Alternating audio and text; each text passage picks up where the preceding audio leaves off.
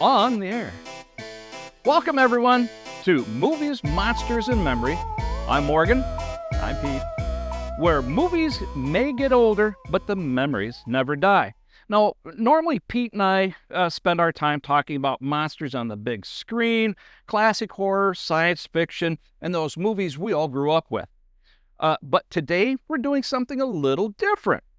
We're leaving the monsters on the screen, and we're talking about something that might be a little closer to home.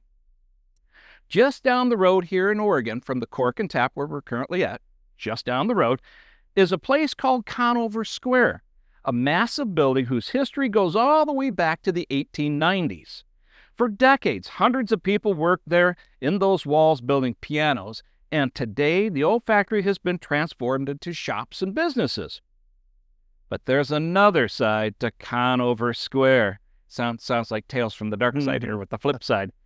Over the years, people have reported some pretty unusual things happening in that old building. Unexplained noises, crashes, mysterious figures, strange experiences, and even reports of hearing a young girl giggle when there's no girl around. Yeah, and I've never heard those stories. This is the first time I'm hearing about it. But Conover Square was one of my first jobs as a teenager.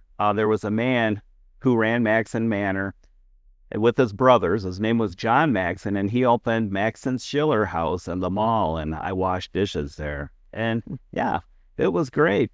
But I would have never thought that it would become a hub for a ghost hunter, because our guest today is a ghost hunter, and his partner, Josiah, couldn't make it today, unfortunately. But Steve's here to tell us about his paranormal one. Is it Steve? This is Steve Bartel, and he's going to tell us a little bit about his ghost hunting activities. Welcome, Steve. Thank you.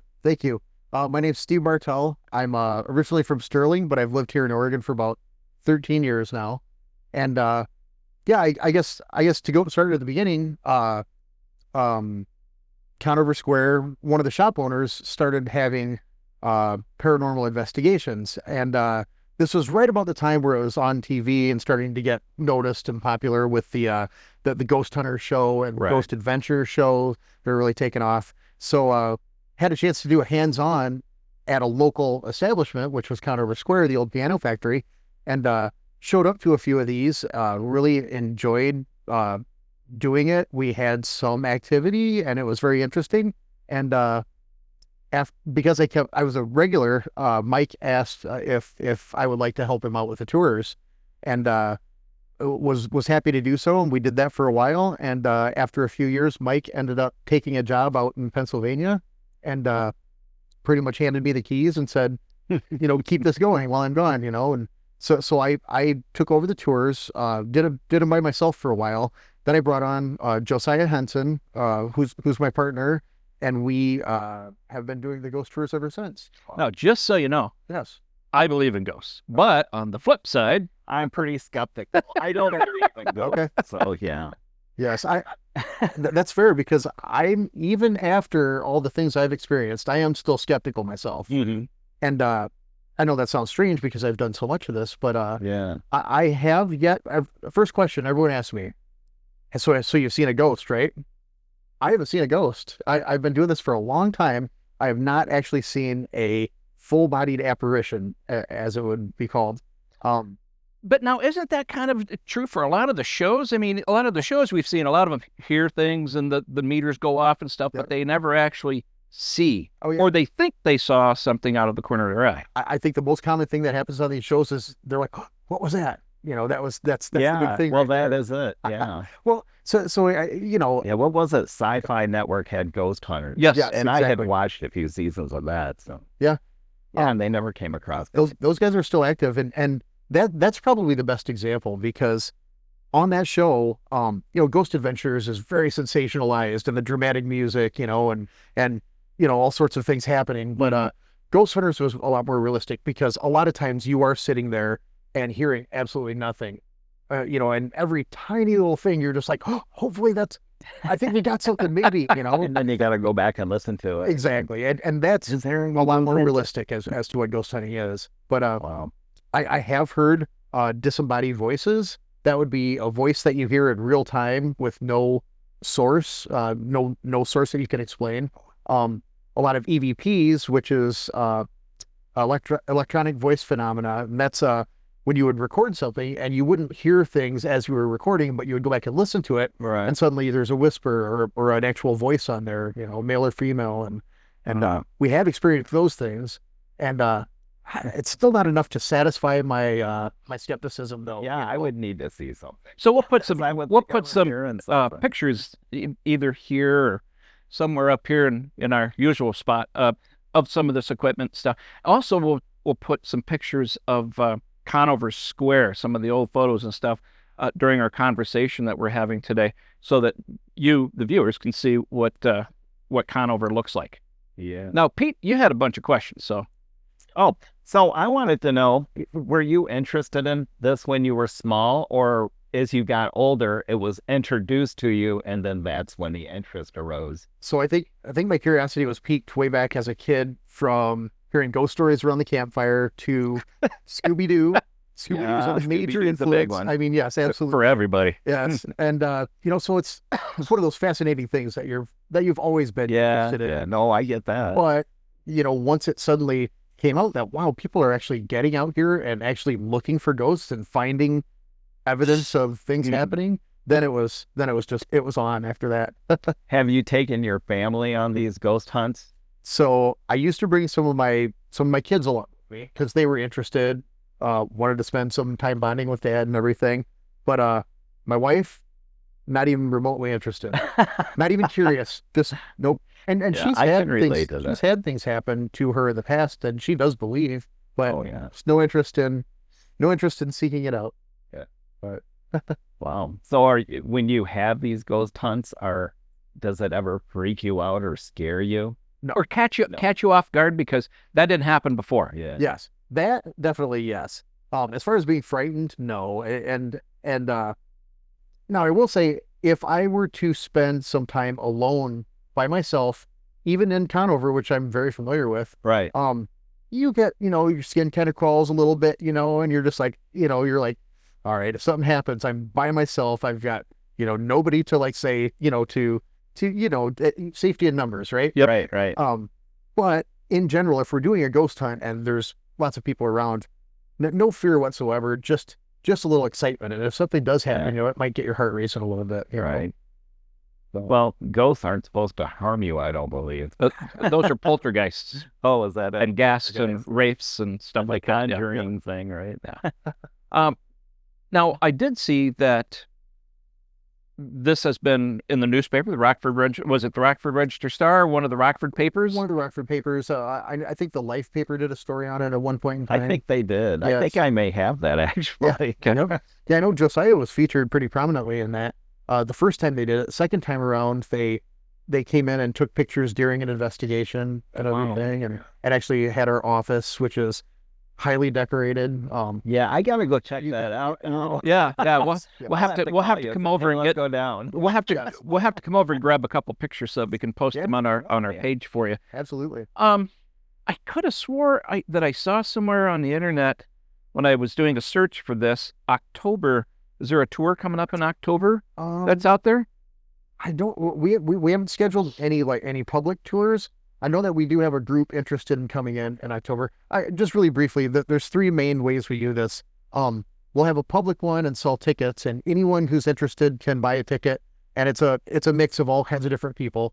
The most common one is someone will come to us and say, hey, I got a group of 8 to 10 people, and we want to do a ghost tour, you know, and sometimes it's for an event, maybe a bachelor party or, you know, or a birthday party, and that's what one of the people wanted to do for their birthday was come in and do a tour. So we would bring in a private group, and then it's just all people that know each other, and we'd give them the experience. And the third one is a paranormal team will sometimes, you know, want to come in and have the place to themselves for the night and do their investigation, set up their own equipment, do their own things. And so are you there with them while they do it? Yes, unless they invite us to actually investigate with them, we usually just stay in the office, stay out of their way. just so we don't contaminate, we don't walk above them when they're in the basement kind of thing. You don't walk around stomping on the floor Right. or something. Well, people always ask that too. They're like, so you guys are gonna hide and jump out at us? I would That's be that's not what we do. knocking.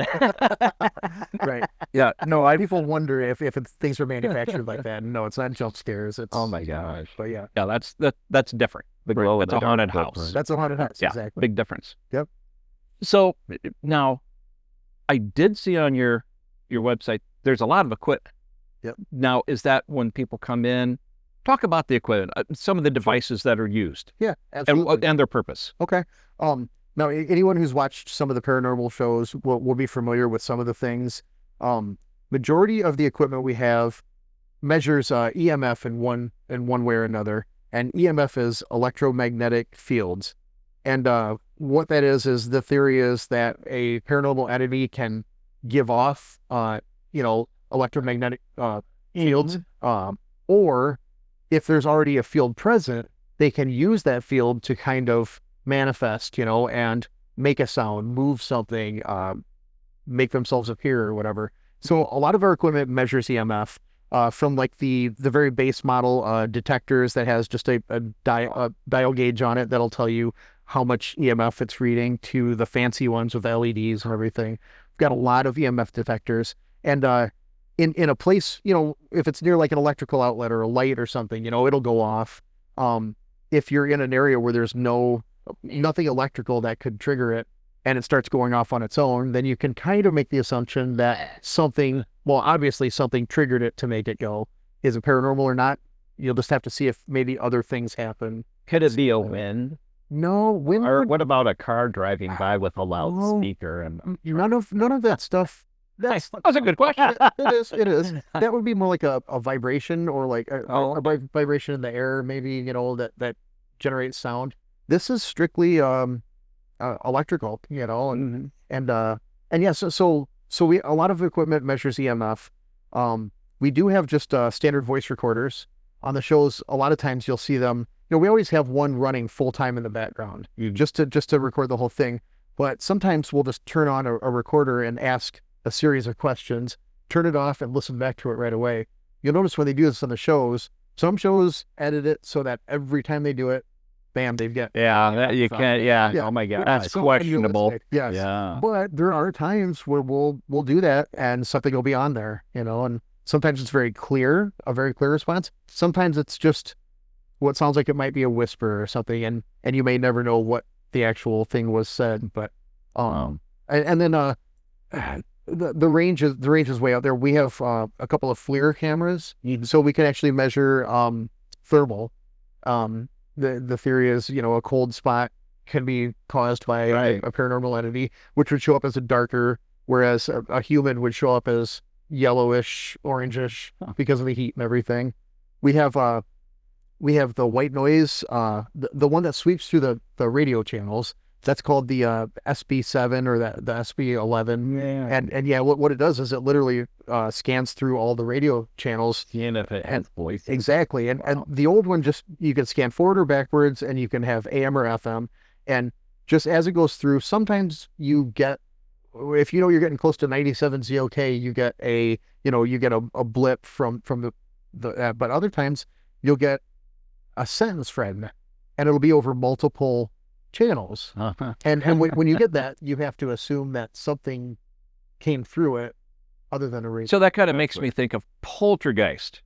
Yeah. Back when Poltergeist with the TV, when you got the snow and the noise at night, they used to say that's when the channels were wide open, and in Poltergeist, they're here, kind of a thing, and all that. So kind of along the same premise, it's that open space. Absolutely. And even if it were a radio DJ saying a specific word as it scans through at that time, if the word is something that relates to a question maybe you just asked, I mean, who's to say? Right. I don't know. There are no coincidences. Right. But yeah, and so then just a ton of other equipment. We have the Ovilus, which is a pre-programmed device specifically for ghost hunting. The one we have has 2,000 words in its database, and it can pick up in changes in the environment, and somehow it will, zeros and ones, it'll pick out a word and say the word, And if we ask a question, who's here with us, and the thing suddenly pulls out a word Robert, then all of a sudden we're like, okay, hello Robert, nice to talk to you, and things like that. I used to be skeptical about that device, but That's better than a Ouija board. yes or no. it's like digital Ouija. Yeah. In fact, the company that makes them is called Digital Dowsing, but Is it? Hey. yeah, Yeah. as in old school dowsing rods and everything. Yeah. Which a Ouija board? Which we also have. We have dowsing rods. We have the standard copper ones. We also have some nice light up ones, so you can sit in pure darkness and ask questions, and ask for them to open or close them, or point to a certain location in the room. And Oh, wow. yeah, so we've got a little bit of Do it. they have like little lights on the end? They're actually they're LED ones, and you Oh, can change cool. colors: red, green, That'd be blue. awesome. Yeah. Now, you've been doing this for a while. What are the store owners and the shop owners at Conover? How did they take the experience and this whole thing? Well, that's a great question, because it started out when Mike had his shop in there. He experienced something strange. I think him and his wife were in there late. And they were doing something in the shop. She went to use the restroom. She went into the women's restroom. There's a small bench in there, and she walked in, and there was a little girl laying face down on the bench, with her head in her hands. And Sherry went into the stall, didn't think anything of it, and then she kind of peeked back out. The girl was gone. There was no opening and closing of the door, no footsteps, anything. And she was pretty excited about that, and she went back and told her husband about it and everything. And they realized, they're like, we haven't seen people in here in quite a while, so why would a little girl be in the bathroom and everything? And so he started talking to some of the other shop owners, and almost every shop owner had a story about something weird that happened in their shop. Whether it was, one of them was pillows jumping off of a shelf, and a customer and them seeing it happen. Two other ones heard footsteps down the hallway and all kinds of noise, and peeked out in the hallway, and there was no one around. To the second floor people, there's an attic above the second floor. Second floor people sometimes would hear, like late in the evening or early in the morning, like children's footsteps running all over up in the attic when the attic was locked and no one was there to be in there. So Now, do you go up in that attic space? we do, yes. So the attic and the basement are both unfinished. They look just like they did back in the days of the factory. And Really? I bet you the basement's pretty bad. well, I wouldn't say bad. It's a little bit cluttered. There's a lot of storage from the shop owners and from the building owner in both the upstairs and the downstairs, but it's still unfinished. Like the main floor and the second floor, they've redone all the facades and everything. It looks very nice, presentable for all the shops and everything. Upstairs and downstairs are still just like they were in the factory, raw wood, writing on the walls, all kinds of stuff. But yeah. Now, your tours, are you limited to where you go, or do you have spots you take people, or is it based on the group size, or how's it usually work? A little bit of all of that. If the group's very large, we'll try and break them up into two groups, and we'll go to different areas of the building at the same time. Some people want to stay together even with large groups, but we have 3 main hot spots. One's in the basement, one's on the second floor, and one's up in the attic. We've had things happen all over the building, but the places where things most frequently happen, we'll take the groups to that area. We have chairs set up, and so we'll all sit around in a circle and do a session for half hour, 45 minutes. But yeah, so it's kind of structured. We like to take them to certain areas, and then for like the last hour or so, we kind of do like a free-for-all and let them kind of go back to a spot that they had good luck at, maybe a spot that they wanted to go to, but we didn't take them to. They could go investigate that area and everything. And yeah, so we try to give them as much as possible. And like with the equipment that we talked about, we let them use that equipment as part of their experience. Yeah. Wow. Yep. So I've seen where people can take pictures and they see apparitions. Have you seen anything like that?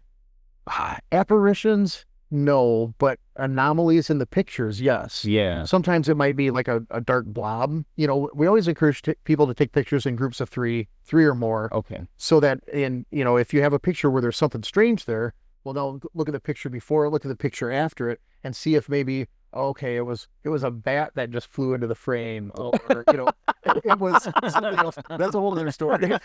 There's your ghost, Pete. Yeah.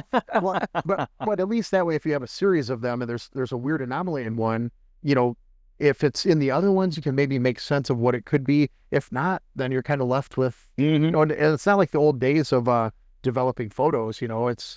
I mean, it's Well, that kind of leads me That's true. from what Pete asked and what you're talking about. That kind of leads into what I'm curious about, the differences between a photograph on film and digital. I'm sure that you've tried both of them. well, don't really have access to old school and and film developing and stuff like that. So we haven't been able to do a side-by-side comparison, but I will say this, with the digital photography, the newer photography and things, um, orbs we could do a whole episode on orbs. It's such a controversial, and there's so much to it. But an orb that, a piece of dust, we'll say, that floats by, when you're taking a picture digitally and it takes like a second or two to capture, that thing could look like a streak across there instead of showing up as a speck of dust, which it actually is. So yes, I mean, there's pros and cons to using cell phone photography versus an old 35 millimeter camera. Now, see, when I lived, we had an apartment in Beloit when I was working up there, and I had a camera that used to be mounted up in the corner, and it was a motion detected. Sure. So my phone would go off all night long for the longest time. Well, I'd go back in the morning and look over the video, and you'd see orbs, like you mentioned, and this is the weird part, not just shoot across, and you think, okay, that's dust, but go across, stop, backtrack, move up, down, and then off. Right. And then that was the end of it. And I ended up getting a lot of those at that apartment. So orbs, yeah, I get orbs. Those I believe. Those are spirits moving around that you can't see, but that night vision on that camera picked it up. And you raised a great point. I mean, it's one thing if it, the air conditioning kicks on, so it was going this way, the air conditioning kicks on, now it stops and turns, goes the other way. But if it starts doing like almost intelligent kind of movements, there's really no explanation for that. Yeah. And some shows, just if anything shows up, or if it floats towards someone, notice he got a headache right as that orb went to him. It's really reaching. But yeah, a lot of the Ring doorbell cameras now, a lot of times people think they catch things. You can tell when it's a bug, usually because of like wing movement and things like that. Sometimes a spider web floating across will cause it. Mm-hmm. I should have prefaced by saying this. We generally try to approach this very scientifically, and we're gonna find a reason why we're seeing or hearing what we're hearing, and we're gonna bend over backwards trying to explain it away. And if and only if we can't assign a valid cause for it, then we say, okay, that was paranormal. So that leads into your book, and you keep a log of all this stuff, right? Well, mental log, Oh, really? Man, I would have a whole logbook. I'd be keeping track of everything. I do that with my horror movies. Okay. Yeah, oh yeah. Well, sure. Yeah, if you've seen us, he's got his notebook and I got my notes. Yeah. So tell a little bit about your background, just so people understand your background. Okay. By day, I'm a rocket scientist. That's what I tell my kids, and there is a grain of truth to that. Though I do work in aerospace engineering. I currently work for Collins Aerospace in Rockford. Prior to that, I spent 10 years at Woodward in Rockford. So yes, I work in aerospace. No, I'm not a rocket scientist, but but I wanted to get that out there so that people understand that it's not just somebody's got these pieces of equipment and they're doing this. You've got a big background behind you, high education and everything this nature. So exactly that makes a big difference. Well, yes. So I'm always processing more analytically. I want to find a reason why we just heard what we heard. And okay, it's cold outside, but it's warm inside. Okay, are we talking about thermal expansion, or is there a scientific explanation for that loud bang we just heard, or whatever? And if and only if we can't come up with a plausible explanation, then we'll be like, well, okay, maybe it was a ghost, right, banging on the ceiling or stomping, So now, why don't you tell everybody, how can they reach out to you? Facebook page, website, talk about the tours real quick, anything and everything that may be coming up. Why don't you go ahead and tell everybody how they can reach out to you? Best way to get a hold of us, on Facebook, we have a page called Bartel and Henson Paranormal / Haunted Conover Square, or Conover Square Ghost Tours. A search should bring up either one of those. We also have an Instagram profile as well, also Bartel and Henson. We have The website, I believe, is conoverghosts.com. Again, if you just do a search for, Conover Square Haunted, it'll find it. That's the best way to get a hold of us. I was telling these guys before we got started, we did a podcast for about 3 or 4 years with our friend Mike, who started the tours. That was you could find us on Paranormal One is what it was called. Anchor was the platform, but we have a Paranormal One Facebook page as well with links to everything. Okay. Any final questions? I don't. I still don't believe in it. So what we'd like, I didn't think we were gonna move you towards the believer category today, but No, I you do mean, have to I come need in a there with jolting experience. No, I would love it. which is kind of lead in. What you're doing. If it's somewhere down the road, the equipment. absolutely. yes, yeah. So we'd love to, on your schedule, Sure. if you could reach back out to us, we'd love to come over, do another show like this, Absolutely. but we'll come over to your side of the town, Yeah. to Spookyville, Yeah. just down the street from the Cork and Tap, Yep. easy to find. But go look at some of the equipment, kind of Sure. explain some of that so everybody can see that, and then maybe set up a tour with you so that we can go and I think that'd be do great. something with that. I Yeah. do too. I think that would be Yeah. fun. Yeah. I know my grandson would love it. G-Man out there, I know you can see this. He loves watching these shows. Yeah. And that was one of the things is I want to go to a haunted house or I want to go to one of these places. So you probably, okay, I said one last thing. I'd go for I it. know. You've probably heard of and gone to other locations Yes. as well, right? Yes. Now I've heard there's this place down on Rock Island, an old YMCA. Have you heard about that one? I've been there actually. Yes. Oh, wow. Yes. It's Nothing there. You didn't see nothing. visually, no, I didn't Oh. see anything. Just because I still haven't. But yeah, we had a lot of strange things happen there. That YMCA, it's Dan Viner Furniture is the name of the location now, but it originally was a YMCA.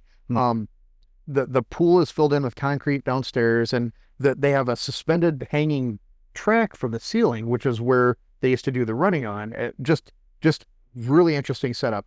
But that place is very active and very fascinating. Yeah, I'd heard about it, had looked it up because you guys know Chris, she's from Rock Island, but she'd Okay. never heard of the place. Gotcha. And then Garrett and I were watching about it one night and went, that's kind of cool. So we've been talking about going down there and doing that as well. Yeah. But no, Steve, we really appreciate this was you awesome. coming on the show and talking Yeah. to us. And, Thanks for having me. yeah, we were excited about getting you in here. Yeah, I mean, I'm all game. I think going there and experiencing something would be cool, but I wouldn't want to see a Blair Witch. I mean, Just for that, I'm going to stand in the corner. When you show up, I'm going to be standing. Facing the corner, nose, yeah. a snot bubble popping And then out. you drop the camera. That was one of the things. Yeah, yeah. How do you guys remember that one? If you haven't, go watch it. Great movie. So again, thank you very much. We appreciate Thank you you. coming on the show. Again, thanks to Cork and Tap here in Oregon for allowing Pete and I to come in and film our shows. Great place to hang out. As It you can is. see, we're sitting up here in the comfortable area up in the mezzanine. And Jason's the bartender. Yeah, Jason's sitting down there right now. We try to get him on camera, but I don't see him down there right now. But I think he's just great. come in, say hi, check it out. And again, ghost tours, check them out over in Conover. You down the road here, Pete and I'll get in there with Steve and his partner, and we'll take Chris and we'll come in and do a little bit more with you guys. That'd be fun. Can't wait. Okay, so Awesome. anything last words there, Pete? Well, I'm looking forward to our next podcast with our next horror movie. So yeah. So we're all set with that. So we'll get Yep, that I one. know what it is. So I've been hounding them. There you go. So thanks a lot, everybody. Have fun.